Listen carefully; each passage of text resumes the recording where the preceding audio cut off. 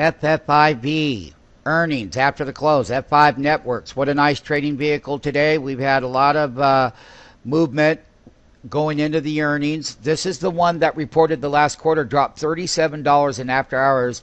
We were short that name.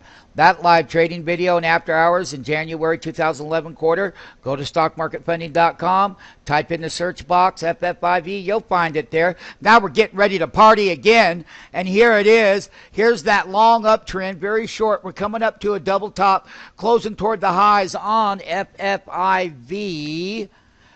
One of the things is that FFIV is a very seasonal type of stock, meaning that if you really examine their business model, they do better at certain times of the year, and certain times of the year they're not quite as strong. And they clearly stated that in the last quarter, because they did.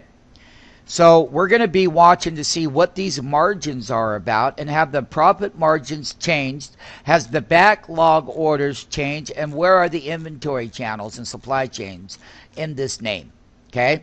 Because one of the things about it, it is a high volatility name. It's been around for a number of years. We used to trade it back in the year 2000 or whenever it first came out back then, 99 or something like that.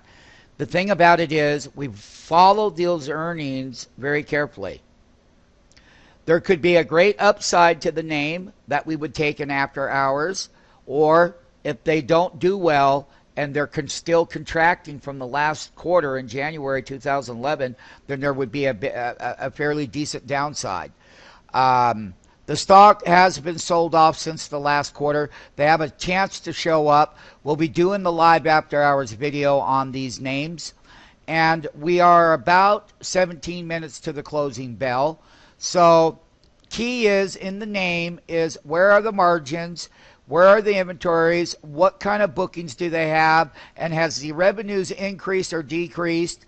And what is the cost of doing business against those profit margins? What's going to be the EPS line?